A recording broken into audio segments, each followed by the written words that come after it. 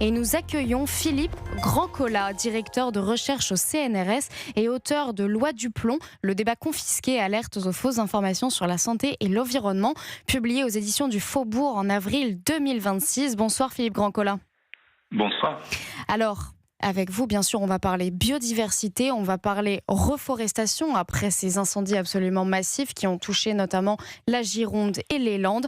Après un incendie de cette ampleur-là, comment une forêt se reconstruit-elle concrètement et surtout sur quel calendrier on peut espérer ? Est-ce qu'on parle d'années, de dizaines d'années ? Malheureusement, là, il s'agit effectivement de dizaines d'années, de décennies. Et j'en profite pour remarquer en fait qu'en termes de forêt, il s'agit plutôt d'une plantation d'arbres ou d'une série de plantations d'arbres. On n'est pas sur un massif forestier relativement naturel, comme par exemple la forêt de Fontainebleau, qui a également subi un incendie récemment. Donc là, on est vraiment sur de très nombreuses plantations privées de conifères, qui malheureusement sont des arbres extrêmement inflammables et qui sont particulièrement affectés par le dessèchement lié aux dernières canicules. Alors vous plaidez pour ne pas replanter à l'identique, mais pour diversifier les espèces. Alors on sait que le pin maritime est très inflammable avec un sous-bois de bruyère, de fougère. Est-ce que le pin maritime reste quand même un mauvais choix pour l'avenir ? Et si oui, par quoi on le remplace, sachant qu'il existe même une diversité génétique au sein même de ces pins ? Oui, effectivement, c'est vraiment un problème de paysage. C'est pas seulement un problème d'espèce, de substituer une espèce à une autre, par exemple, parce qu'il y a effectivement des pins qui sont différents du point de vue de leur inflammabilité, c'est-à-dire leur capacité finalement à brûler quand il y a des départs de feu après des épisodes de sécheresse extrême, comme ceux que nous vivons dans le cadre du dérèglement climatique.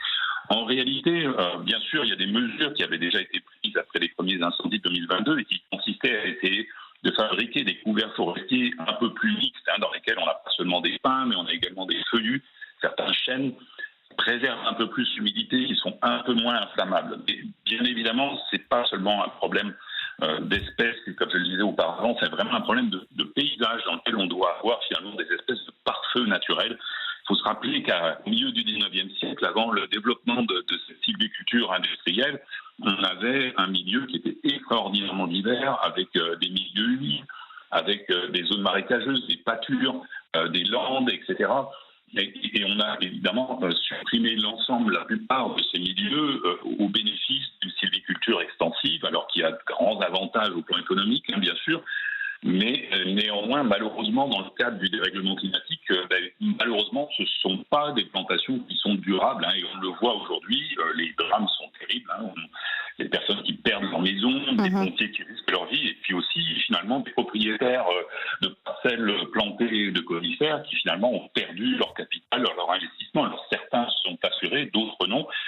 Finalement, on s'aperçoit que c'est un drame parce que malheureusement, ce n'est pas durable. Et là, on est dans le moment des incendies, mais il faut se rappeler aussi qu'il y a quelques mois, ces plantations étaient menacées aussi par des arrivées de parasites. On a des petits vers, des nématodes qui peuvent parasiter les pins, les rendre gravement malades. Et en fait, on était déjà sous le coup d'alerte de ce type parce qu'évidemment, quand on a des énormes peuplements constitués de la même espèce sur des hectares et des hectares, c'est une cible toute désignée pour des agresseurs, des insectes, des vers, d'autres espèces qui consomment les pins cultivés.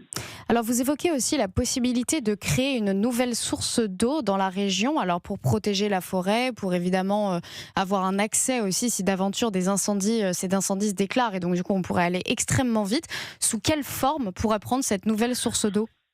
Alors effectivement, c'est très important dans le cadre d'un paysage naturel et en particulier quand on est dans des épisodes de dérèglement climatique avec des épisodes qui peuvent être très variés selon les années. Là, on est dans une canicule estivale, mais on peut avoir des printemps très pluvieux, trop pluvieux ou des printemps trop secs. On peut avoir finalement des épisodes dont l'intensité est différente au niveau local, bien sûr, même si globalement on est dans un réchauffement. Et donc, de fait, on doit arriver à maîtriser mieux le cycle de l'eau.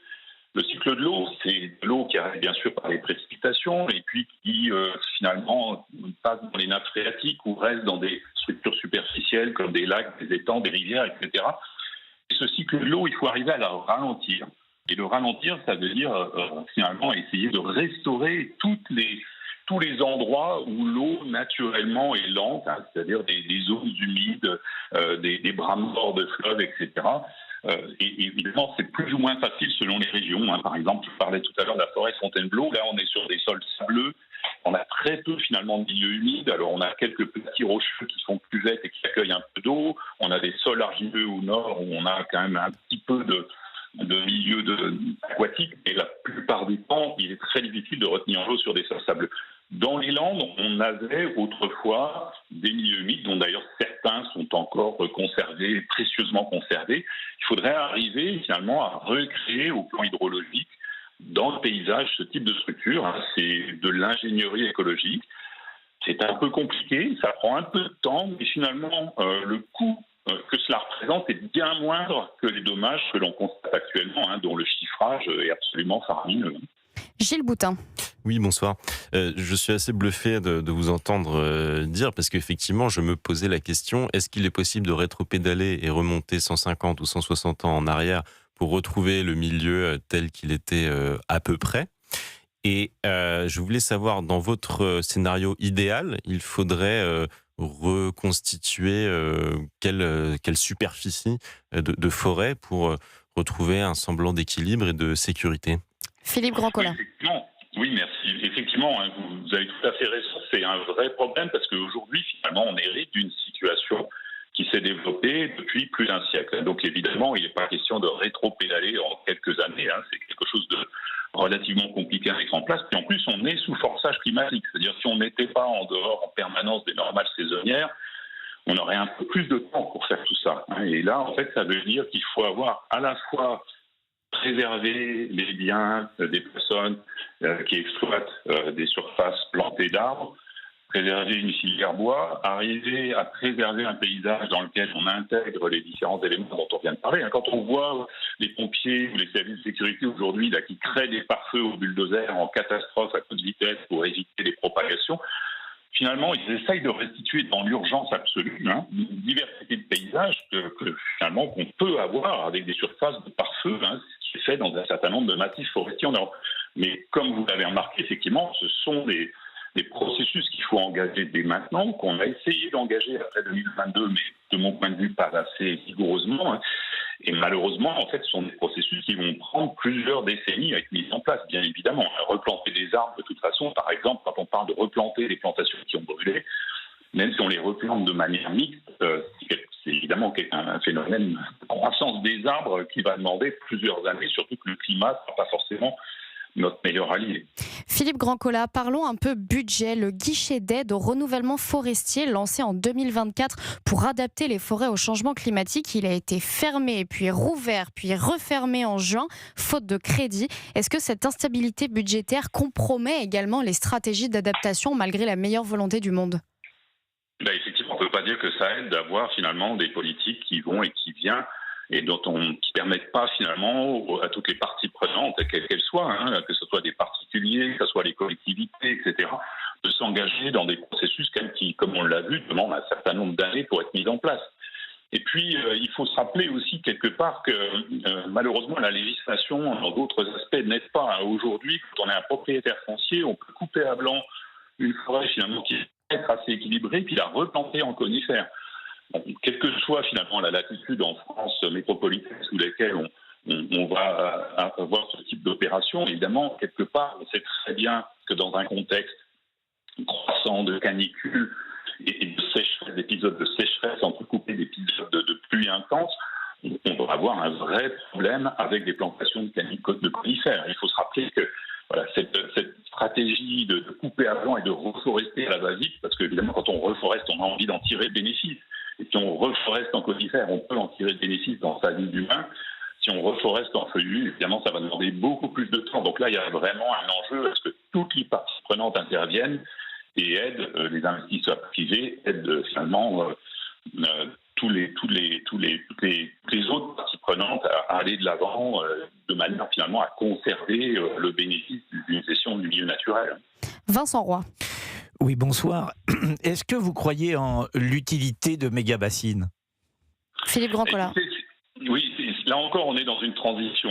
On est dans une situation aujourd'hui, on a 350 000 entreprises agricoles, on a 150 000 éleveurs. Pour beaucoup d'entre eux, c'est une catastrophe parce qu'ils ont beaucoup de mal à dégager un revenu digne et à vivre de leur travail. Alors qu'ils ont un savoir-faire et ils déploient une énergie absolument colossale. Et malheureusement, en fait, on le sait, un certain nombre d'entre eux appartiennent finalement à des filières de production qui ont du mal à les rémunérer. Et puis surtout, ils produisent des grandes cultures. Ils ont des grandes cultures qui ne sont pas forcément adaptées au climat qui arrive. Si vous produisez, par exemple, du maïs dans certaines zones françaises, un peu au sud aujourd'hui, vous êtes victime des canicules estivales. Le maïs, c'est une plante qui a besoin d'humidité pendant le mois de juillet. Et évidemment, c'est relativement rarement le cas dans un climat un peu sec du sud de la France. Donc on essaye d'irriguer. Alors évidemment, on a envie d'avoir des mégabassines. Et évidemment, dans un moment de transition, c'est important d'avoir un certain nombre de retenues d'eau, notamment des retenues collinaires, qui ont le gros avantage de ne pas être remplies en pompant dans les nappes ou dans les rivières, mais d'être remplies finalement avec les écoulements naturels quand il y a des pluies importantes pendant l'hiver ou au printemps. Il faut quand même se rendre compte que de toute façon, avec par exemple les canicules que nous venons de vivre, la plupart des cultures qui sont irriguées, mis à part les cultures maraîchères peut-être, subissent des épisodes d'échaudage, c'est-à-dire que les plantes sont littéralement grillées par la chaleur et finalement l'utilité d'une mégabassine dans ce contexte-là est très relative. Donc on est vraiment dans un phénomène où on doit employer cette locution maintenant célèbre du « en même temps », c'est-à-dire qu'en même temps, on doit arriver à permettre à des filières existantes de ne pas mourir, à des entreprises agricoles de continuer à exister, puis en même temps, on doit arriver à promouvoir une adaptation, c'est-à-dire à transférer des cultures gourmandes en eau un peu plus au nord, à implanter des cultures un peu moins gourmandes en eau dans les régions où soit le sol, soit le climat est vraiment défavorable à ce type de culture, et puis surtout aider à une agriculture de circuit court, vivrière, qui fait vraiment défaut en France actuellement et qui est très mal rémunérée, donc il voit tout prix l'aider. Alors certains visiteurs semblent avoir moins conscience aussi du risque incendie. Qu'est-ce que, selon vous, il faut faire ? Il faut alors davantage éduquer le public évidemment à ces risques, ça paraît à peu près sûr, mais quelles seraient vos préconisations à vous, Philippe Grandcola ? Comment on sensibilise une population qui ne s'y connaît pas forcément à justement ce risque incendie qui par ailleurs va devenir de plus en plus grand au fur et à mesure des années ? Oui, effectivement, c'est un sujet très important, on le sait. Le forçage climatique fait que maintenant, il suffit de très peu de choses finalement pour provoquer des incendies désastreux qui ont des conséquences épouvantables. Donc il y a vraiment un enjeu à faire comprendre ces questions-là. Je pense qu'il faut évidemment beaucoup de pédagogie, beaucoup d'informations, mais je pense aussi qu'il faut pas hésiter à surprendre un petit peu. Voilà, quand on discute avec des pompiers, moi j'ai eu l'occasion plusieurs fois de discuter avec des experts pompiers qui intervenaient en prévention. Et on a des chiffres, vous voyez, qui sont assez extraordinaires quand on vous explique, par exemple, qu'un pin, comme ceux dont on vient de parler, là, peut s'enflammer en 2 secondes des racines à la cime de l'arbre dans des conditions de sécheresse intense.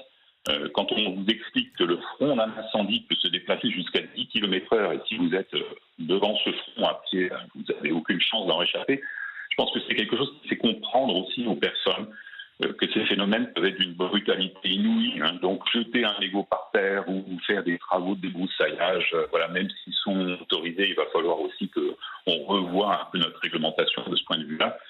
C'est prendre des risques insensés parce que le feu va très très vite. Et il ne s'agit pas c'est pas parce que on voit quelques flamèches par terre, il ne suffit pas de les piétiner pour stopper un feu. Quand il y a un début de feu, dans des conditions comme celles que nous vivons actuellement, c'est déjà trop tard. Alors Philippe Grandcola, on répète également que 90% des incendies sont d'origine humaine, mais je voudrais parler avec vous des 10% qui restent, et donc évidemment du rôle aussi du dérèglement climatique, de la canicule, des orages secs qui peuvent aussi déclencher un feu. Comment un feu se déclenche sans aucune intervention humaine ? Alors en fait, ce qu'il faut bien comprendre, si vous voulez, c'est que le forçage climatique, il agit sur tous les feux, parce que même si 90% sont déclenchés par surtout des incendiaires et puis évidemment quelques personnes déséquilibrées, des pyromanes, il faut savoir que ces incendies n'auraient guère de conséquences si on n'était pas dans une période de canicule provoquée par le dérèglement climatique. Mais indépendamment de ça, effectivement, le problème, c'est que quand le dessèchement est tel que celui dont on est témoin aujourd'hui, c'est que le risque de feu, il est quasiment inévitable parce que toutes les circonstances peuvent le provoquer. Sur un paysage de quelques dizaines de milliers d'hectares, il peut y avoir des phénomènes d'autocombustion avec des masses de matière végétale, par exemple, en décomposition. Il peut y avoir des foudres, bien sûr, des orages, des éclairs. Et puis, bien sûr, il peut y avoir aussi des imprudences humaines. Mais même ces imprudences humaines ont des conséquences qui sont absolument démesurées. Et donc, bien entendu, il faut les prévenir. Il faut évidemment être à la fois pédagogue, préventif et aussi répressif, mais il faut aussi se rendre compte que de toute façon, on est dans une circonstance où ça peut démarrer tout seul avec des autocombustions ou avec des éclairs, avec la foudre. Bon, il y a d'autres circonstances Philippe plus rares qui peuvent advenir. Un grand merci Philippe Grandcola, directeur de recherche au CNRS et auteur de Loi du plomb, le débat confisqué, publié en 2026 aux éditions du Faubourg.